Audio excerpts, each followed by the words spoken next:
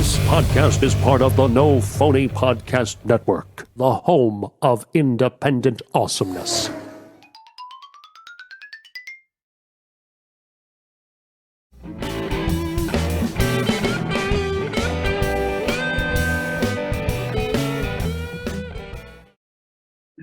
So, welcome back, everybody. Another interesting episode of Saturdays with Chickenduck, episode 158. Casey, is that correct? 157.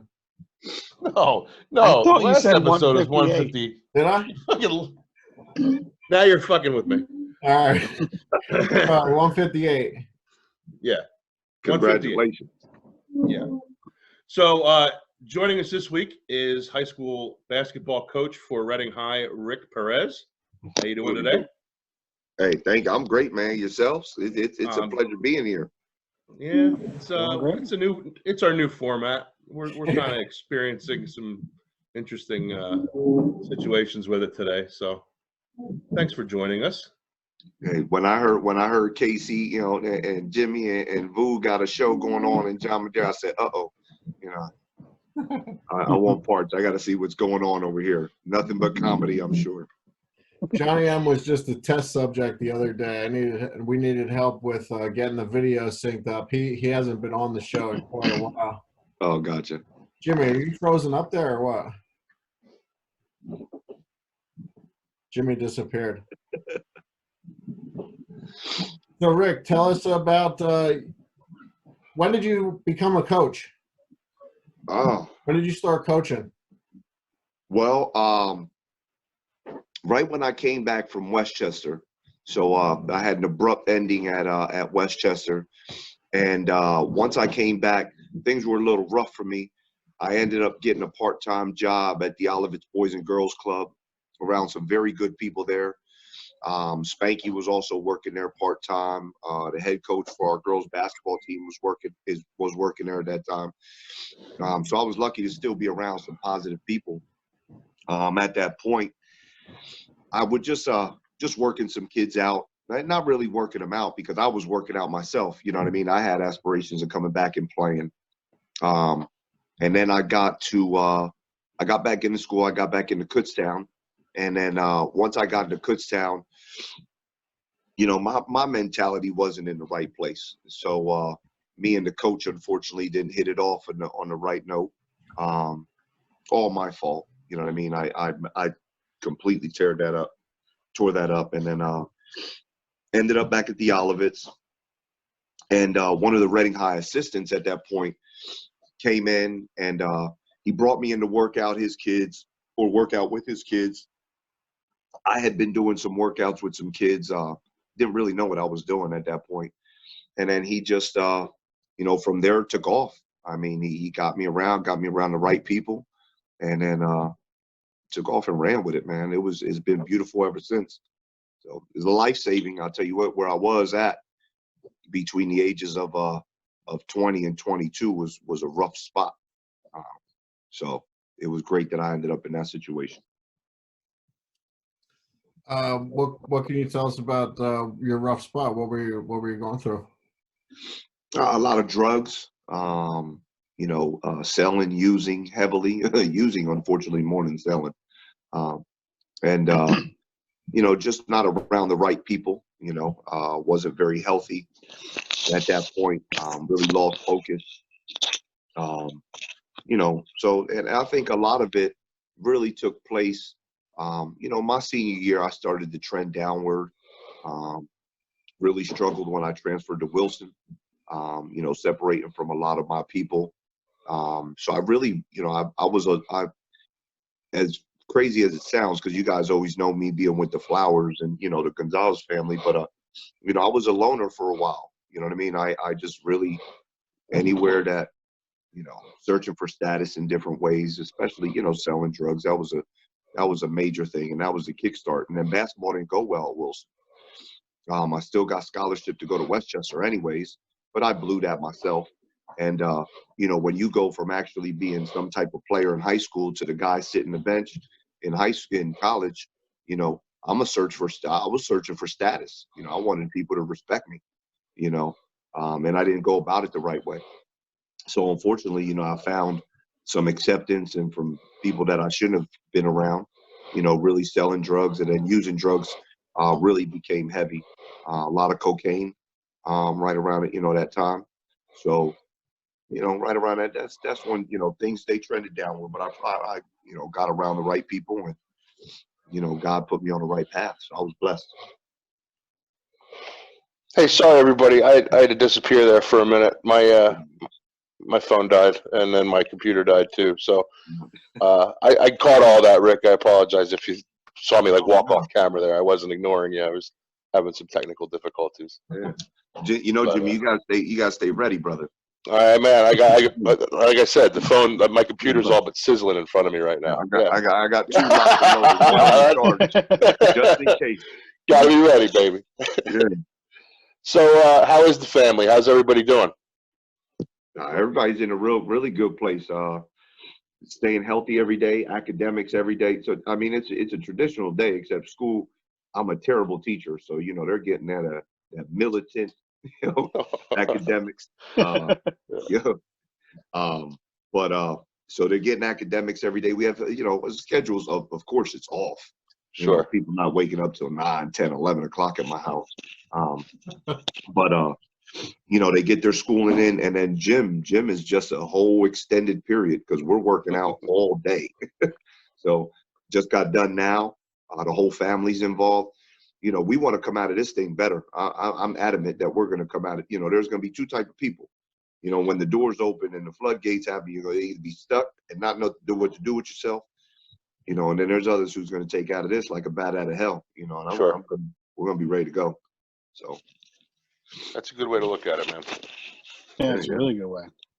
Keep everybody healthy, keep everybody up, so they don't lose anything, especially academic-wise for the kids and everything. What are you hearing, Rick, as far as any kind of return back to school this year? Are you thinking pretty much stick a fork in the ear for the? I mean, I'm of the opinion that they're not going back to school this year. And obviously, I don't have any kids in school, so it doesn't really bother me to say that. But I'm sure as a parent, you don't want to hear anybody say that. Yeah, no, I agree with you. That's my thought process. But they have us going back right now, April 6th, and then students starting back at about April 14th, April 13th, 14th, 15th. So you see that varying, but I don't see. They have to put a date out there. Sure. So everybody, has something to strive for. Sure.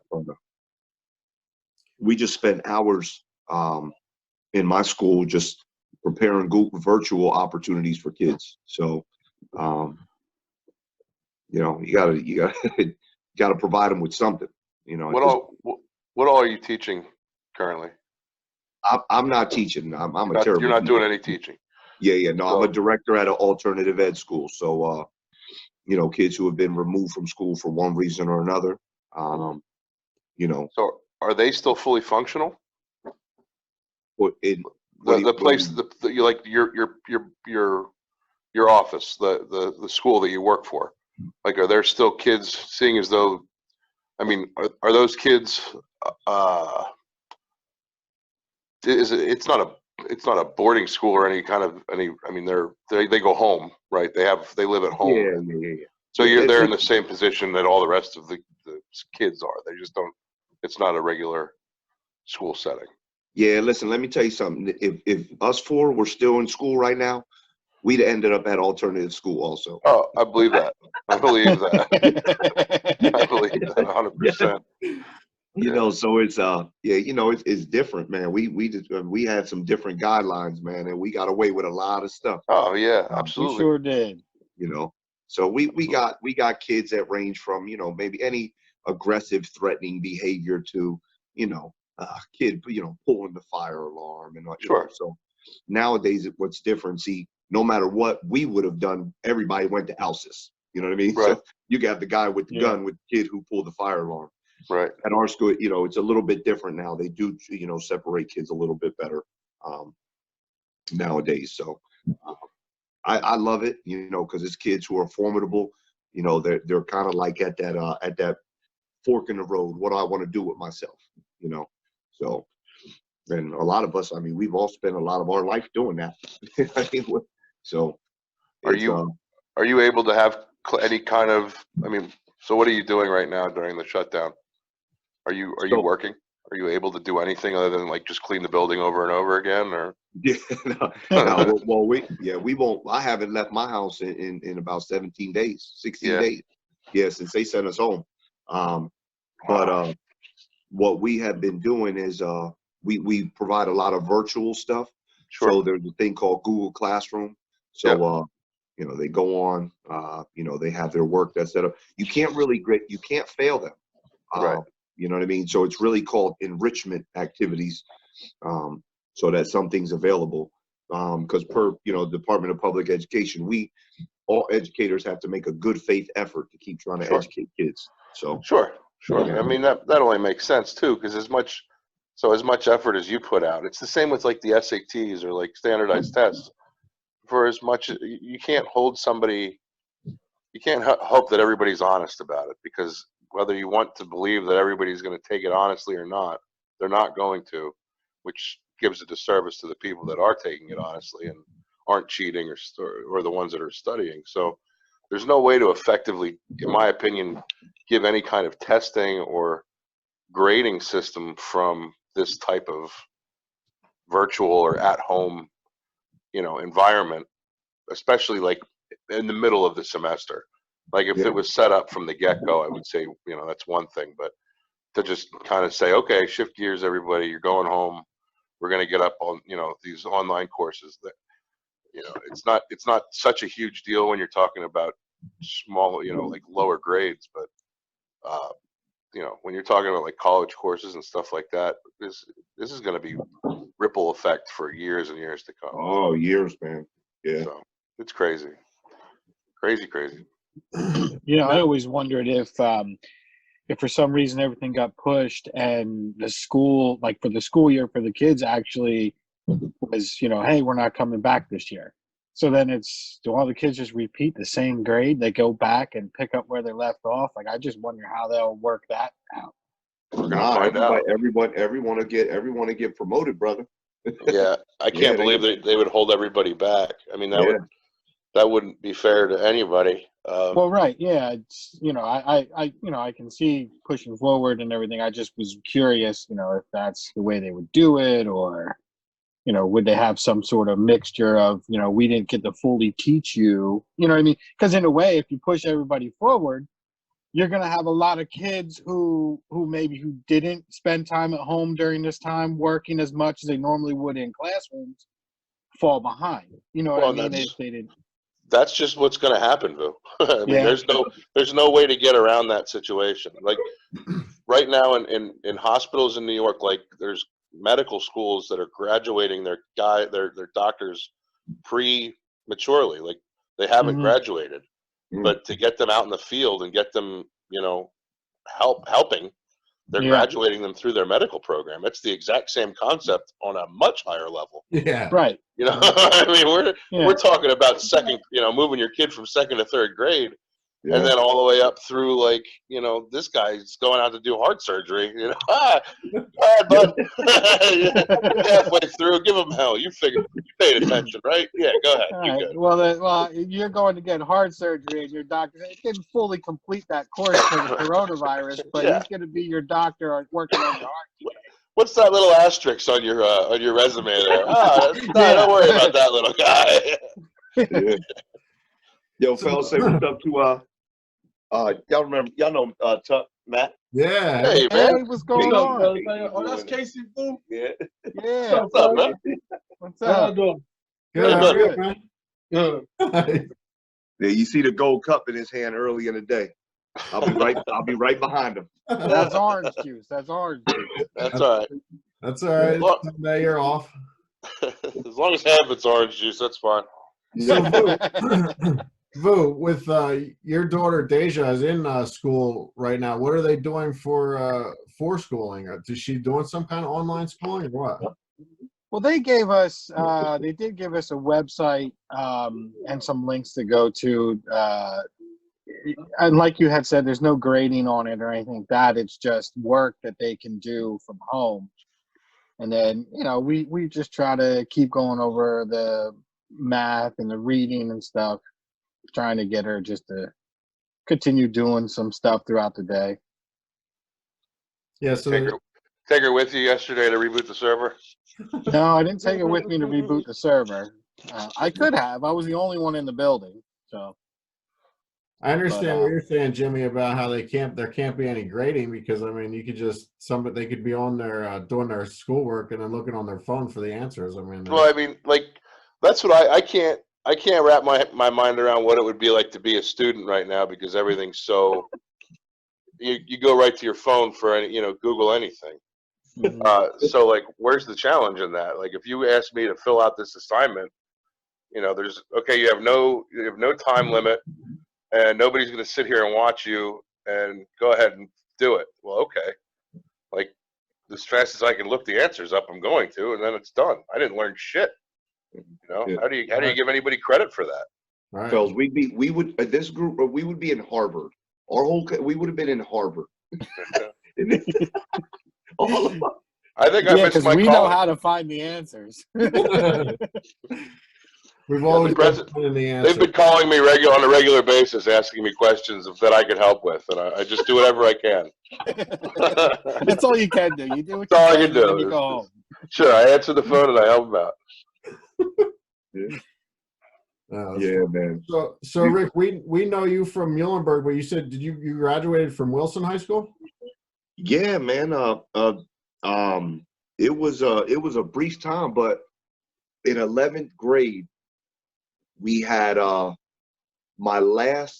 was the last quarter. So my mom had just moved to Wilson, and Dr. Yarworth, our superintendent then, approved me to stay because that's been a rule for years that you can, if you move after the middle of your junior year, you could stay at your home district. So unfortunately, I had some run-ins behaviorally, and then with a young lady, and they were like, "Look, you're not staying. You gotta go." It was very quiet, as it happened, because we didn't want to, we didn't want to make any waves. Like, whatever, I'm out of here. Yeah. So it was unfortunate. That's the way it happened. So that's why I disappeared for a little bit, and then ended up graduating from Wilson. So from Wilson, then you went down to Westchester? Yeah, yep. And then what ended the Westchester run? It was either go to jail or get out. That was pretty much the You ultimatum. picked the right choice, Rick. Yeah. I bow out gracefully, man. I'm out. See how quick you need me out here? Can I take my sneakers? I'm good. I'm out of here.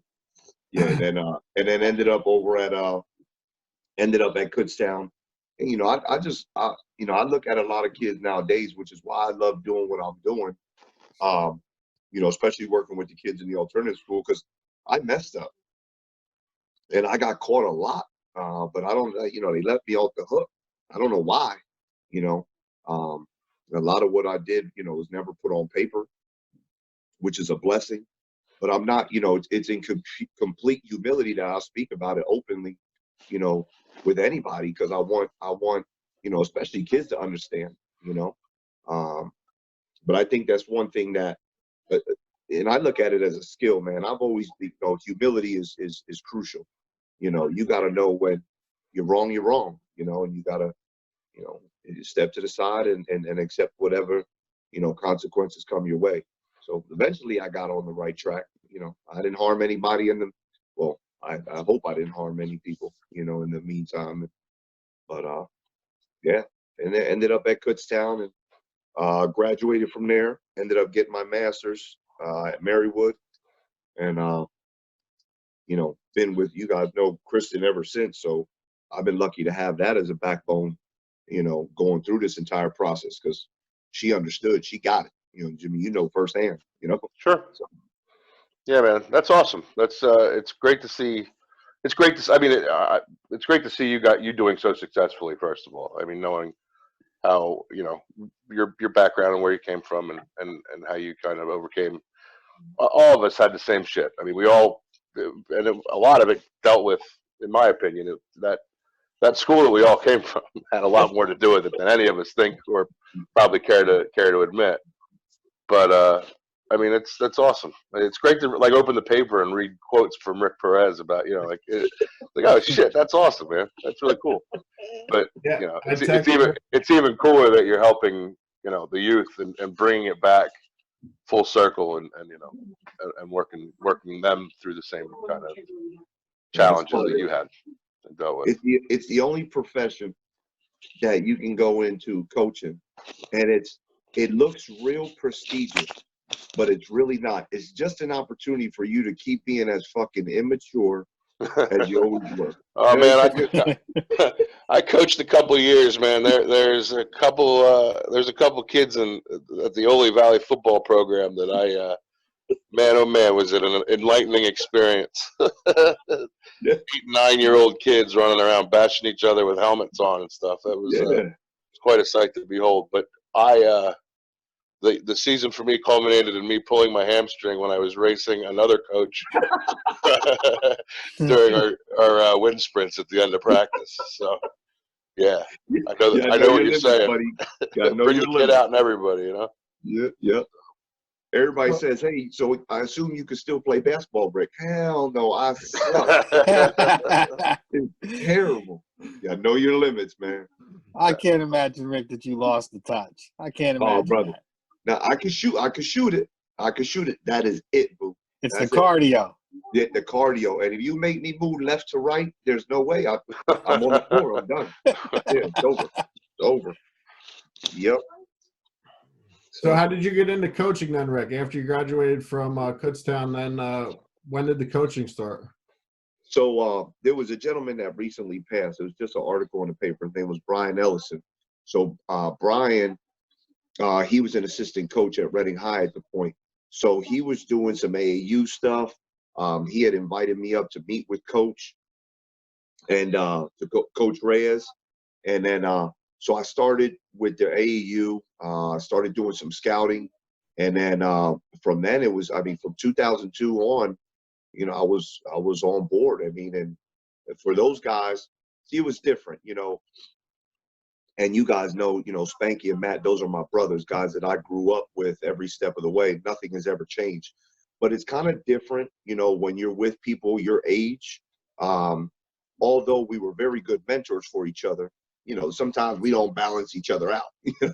So in coaching, you know, being around 40-year-old men, 50-year-old men, 60-year-old men, guys who had really had their heads on straight, you know, they've already been through it, you know, they really helped to mentor me because I couldn't lie to them. You know what I mean? Anything, you know, I was held to the same expectation. Yeah, I was 21 years old, but, you know, when 6 a.m. practice happened on a Saturday morning and Sunday morning, and I'm rolling in from the Sheridan, you know,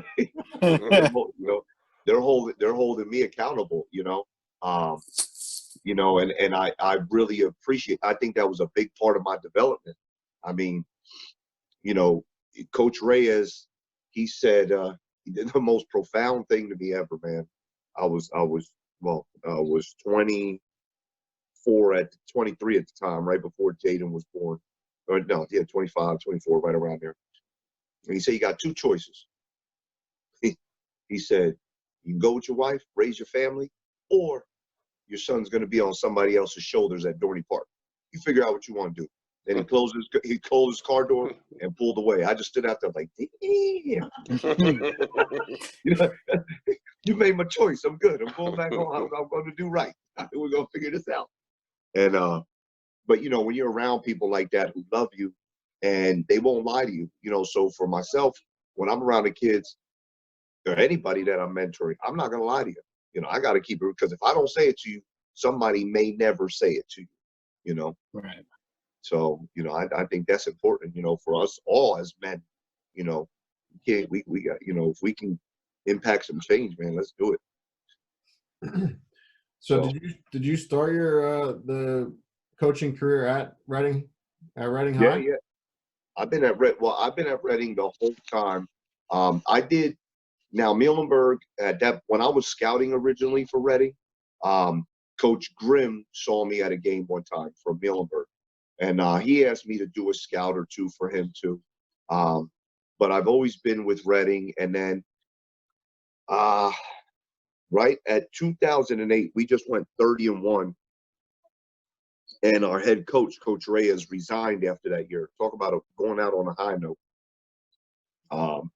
So when he resigned at that point, our staff kind of they splintered for a while. So I went to Wilson for a year. So I was with Matt Coldren from 2009, 2010, and then I returned back to Reading after that. So if I've been there 18 years, I've been at Reading 17. I've been coaching 18, so I've been at Reading for 17. Wow. Yeah. And when did you take over as the head coach there at Reading? Well, this was my 9th year, so 2011, 2012, right around there. Wow. And it was rough, man. It was rough to start. I knew it was going to be rough. Rough, like people not taking you seriously because you're so young, or rough? No. Because the kids are, I mean, it's Reading High, so it's a different atmosphere entirely. Or I mean, what? There's a lot of rough there for me, Rick. Like that wouldn't it would be like that's like jumping into the biggest, deepest pool you can find, man. You know what I mean? Like this is huge. You got a huge pool of talent. There's obviously a ton of other issues that come along with that, but I mean, that's a tremendous responsibility for somebody, admittedly, who's younger than most of their peers, you know, as a head coach, certainly. There aren't a whole lot of 30-year-old head coaches of, you know, quad A schools running around, I don't believe. Yeah. No, you're right. And it was, I was 28 at the time, right? You know, and the thing is, like, you are right about that. You know, I was lucky to have some really good mentors to kind of shield me from that a little bit, but it happens. You know what I mean? People are always questioning your decision making, you know. And the head basketball coach at Reading High, it carries a lot of responsibility, you know. So it feels I did have to grow up really fast. Talent wise, we weren't in the best place. We had kind of ran our course a little bit at that point. Now, we were going to get the most out of the guys we got. And then I knew culturally what we were going to have to do.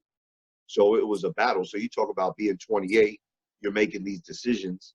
I started off 0-4, okay? And we almost went 0-5 because I stepped on the court too early because I was just so happy we got a win. And the kid actually he pulls up from half court, shoots it. As soon as he shoots, I'm like, game over. I walk on the court, it goes in. But he shot it after the clock had, or so they say, expired. And then they were going to give me a technical. I'm like, don't take my first win away, please. So, but it's and at Reading High, everything is scrutinized. You know, we can go. You know, you go 16-6 at any other school, it's okay. You know what I mean? You go 18-4 at any other school, that's a great season. You know, not at Reading High School. Yeah. But for me, I've gotten way. I don't care at this point now at 30. Well, what am I? 38, 39? I don't know. I got to ask Kristen. I think you're 37, actually, right? One of those. But maybe it is 37. I don't know. I really don't. Holy smokes. But I don't care about the wins and losses at all. Like, I've really learned. My 4th year, I actually put in. I gave RAD my letter of resignation. And I sat it on his desk, and I said before the season started, I said, if we don't win the Berks County Championship, because we had not won in my first 3 years, I said I'm done. My AD is very, very supportive of me, always had my back.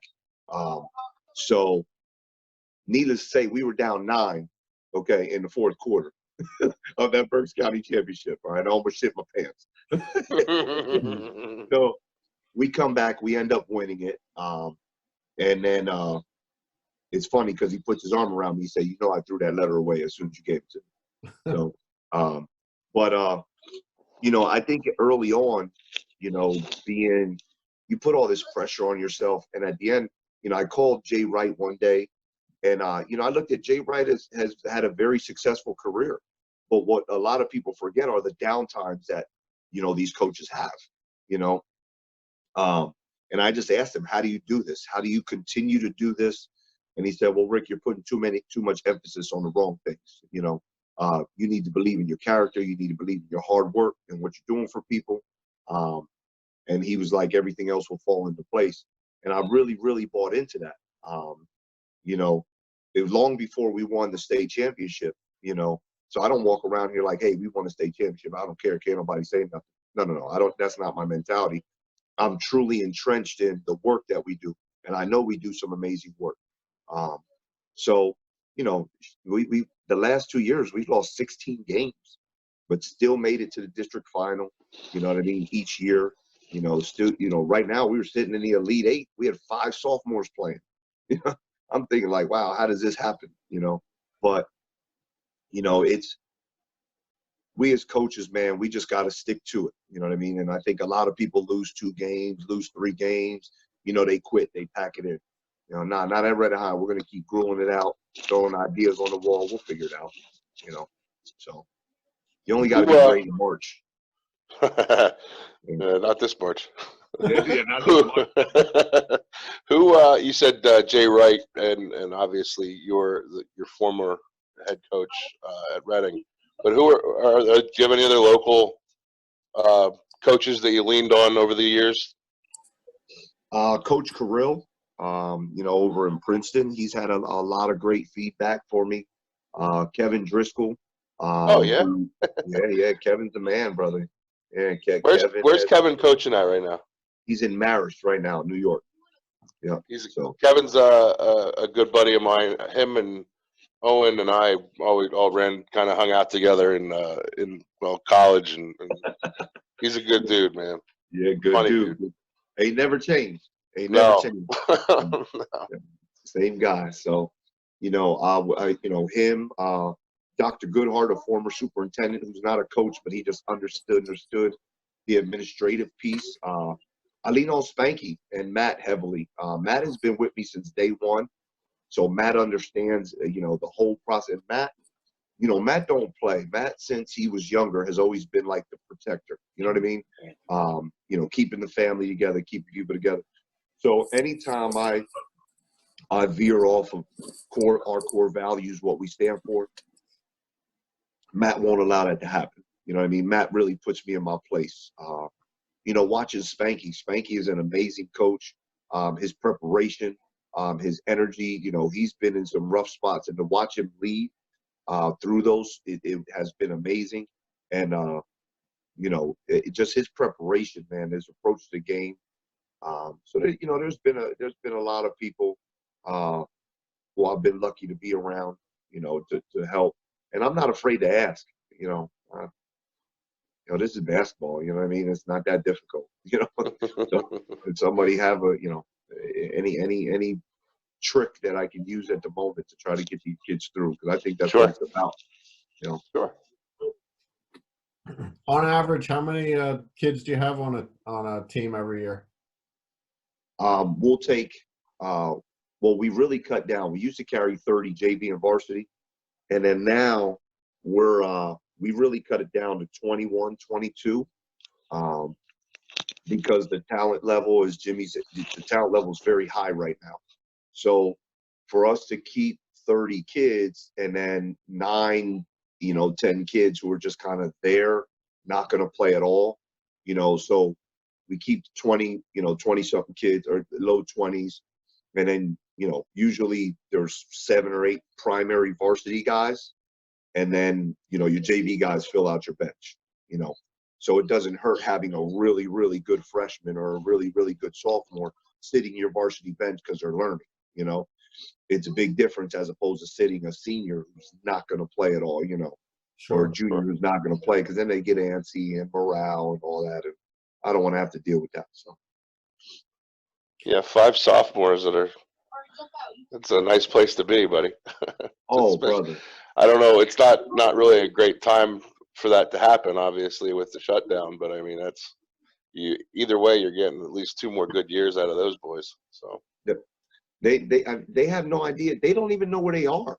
They didn't even know. I had to explain to them what Burks, districts, states, with the championships. They don't even know what they're playing for. Yeah. They're just playing. You know what I mean? But it seems like before this shutdown, you guys were really rallying, though. A bunch of wins and getting up there to closer to states again. Oh, yeah. They had the things they were doing is, so when someone tells me about turnovers, I say, there's 5 sophomores out there. I ain't worried about it. The fact that we just won and made it through, yeah, So that's awesome. Now you said I know you don't like to brag, but you were the first coach in 118 years at Reading High to win the state championship, correct? yeah. Yeah, you could brag about that, Rick. No, not yet. Not yet. When I want to do it when I'm older. When I'm older. When you got a couple of them under your belt. Yeah. You tell the kid, boy, get over here. I got a story to tell you. I want to Know who I say am. yeah. If I tell the story now, it wears out. You know what I mean? So you gotta wait. So I mean, what's that? That's got to be a crazy feeling to play. You sold the Giant Center out in Hershey. It's 9,531 people in attendance. I mean, that's got to be. What's that like to experience something like that? I mean, it's got to be crazy, right? Yeah, I mean it's surreal. Every time I think about it, it's funny because we have a lot of time on our hands. So I talked to Spanky about it, the other day because it was the 3-year anniversary, and he was like, "Rick, I don't even know if you understand what happened because you never talk about it. You never, you never say anything about it." And I'm like, there's times where there's moments I'll get pretty emotional. Someone will send me like a picture or a clip, and it'll hit me then, but I don't know if I really grasped it because, the crazy part about it is as soon as we won, while I was going through the line, and I promise you, my thought process was, who's my starting 5 next year? I didn't even. That's just how I'm going. So it, and the thing is for Reading, I firmly believe that, that state championship just catapulted us. You know what I mean? And I feel like we can do it again. And now we'd be ready because we had no idea what was happening. We were like rookies to it. You know what I mean? We were just happy to be there. But I mean, I love the way it brought everybody together. The love was real. I mean, you talk about a group of kids. So we had Fran Dunphy, who was the coach at Temple. And so he comes over and he was coming to a couple practices. And our practices were so helter-skelter. Now, I mean, we worked our asses off, but our kids were so bipolar. So this one song, the one "We Could Be Heroes" comes on, right, on the music, and everybody just stops practicing and just starts dancing ridiculously, like some of the most stupidest, chaotic. And he's sitting in there. So here you have a Division I basketball coach. Yeah. So he's like, well, what the fuck is going on in here? It didn't matter who, John Calipari was in the gym or anybody. No, nobody cared. You know what I mean? That's how free spirited they were. So when you have a group like that, that was the most joy for me because they loved me unconditionally. We messed up together. You know what I mean? We grew together. So many times Lonnie and I mean, we fought, like argued, when and other people, it was like, no, you suck. No, you suck. Well, you would do this. Well, you should do this. Somebody in the huddle would be like, can you both shut the fuck up? Right.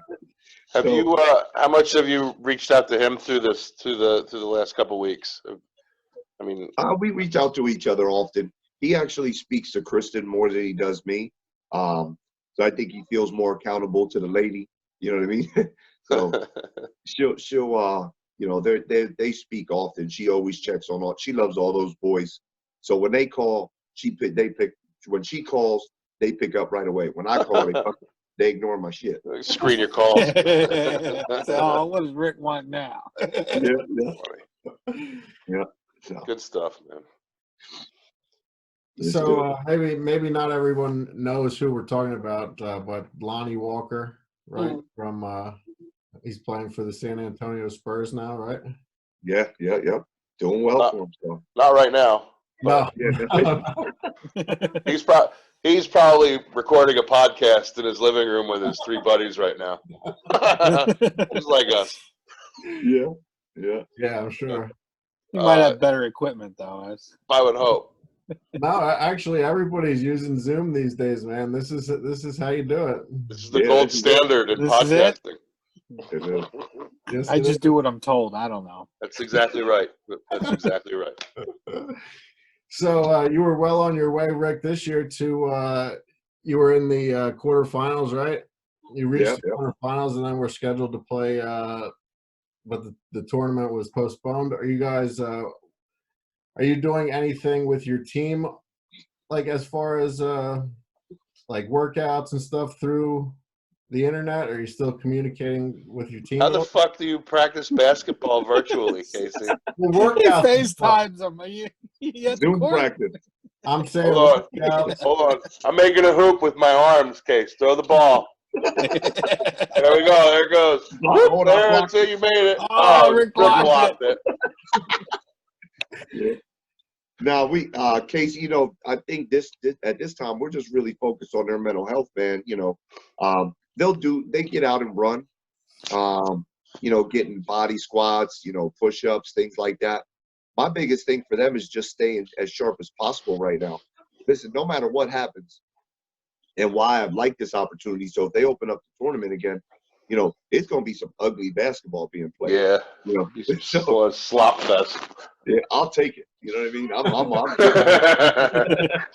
You know, so I just want them to, you know, to stay in shape. We talk often about making sure they check on each other. Right now, they're really focusing on their highlight tapes, you know, because recruitment is taking a big hit. That's why I was really excited, you know, I was excited for being in the tournament, but right around that time, a lot of college coaches come to your games. Well, but like, I mean, these kids don't even know if they're going to graduate or move to the next grade or when they're going. Like, it's got to be a crazy, scary time to be a student right now, at any level. Like, just not having, you know, like you just said, the scouts aren't going to be obviously watching anything because the scouts aren't doing shit. Schools aren't doing anything. They're not recruiting. Mm-hmm. You're not taking your SAT tests. You're not getting offers. Like, it's nuts. Absolutely nuts. Not telling anybody they don't already know, I guess. But I think for us, we're thinking as adults. For those kids in the recruit right now, it's the wild, wild west, man. If you're going to capitalize on something, you capitalize on it now. Yeah. Because what are they going to do? They, as Boo was talking earlier, they're not going to stop that progression. Those seniors still got to go to school.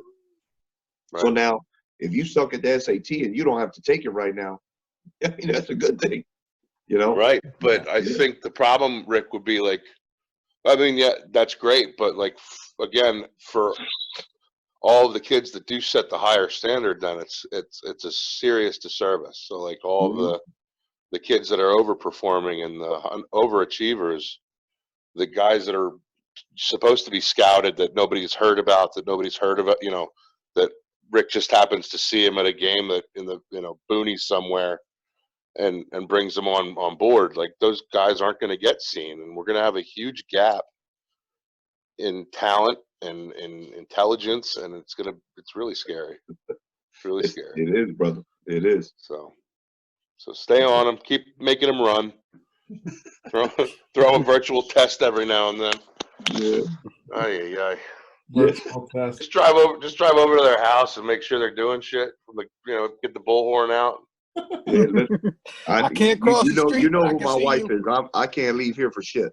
Oh yeah. Don't do anything. Don't do anything. Yeah. So before we wrap things up here today, Rick, I have to ask you, what is Huda? Huda. Oh, Huda is everything, man. Huda is Huda's hello. Hey Rick, can you grab me a beer? Huda's thank you. You know what I mean? Huda is all good vibes. All good vibes. It was Spanky's cousin, Big Chuck. I don't know if you guys ever met Big Chuck. So one time, you know, we went over to his house. We were watching the Eagles versus Falcons. I'll never forget. It was a rough night, and this big guy, just loud, and everything was Huda. And ever since that day, I was about 16. I never stopped. Everything was Huda. Anything good vibes. So you feel, you know, Huda, thank you for having me on here. Huda can Anytime, brother. thank you. It could mean bye and everything. Anything with good vibes. Well, thank you very much for coming on, Rick. I really appreciate you. See? Please do me a favor. Tell your wife I said hello. I will. Thank you, And Jim. take care of yourself in this questionable climate. And you know, keep in touch, man. We'll keep an eye on you as soon as the tournament starts back up, and hope for the best. I appreciate you, fellas, man. It's nice seeing all you guys too. Good seeing you, man. Take care of yourself, man. My mom Yeah, says Huda, or well, she Huda. said hi, but I guess That's Huda my could girl. apply there, right? Yeah, my mom wanted me to tell you. She said hi. She asked about you. All right, good. I love that lady. Yeah, I'll let her know. All right, brother. All right. Anything else, Case? That's it, buddy. All right. Thanks, Thank guys. you guys, Been man. emotional. Keep up the good work. Thank Hey, you. thanks, Rick. All Take care, right. man. Huda. See you. Huda. Huda.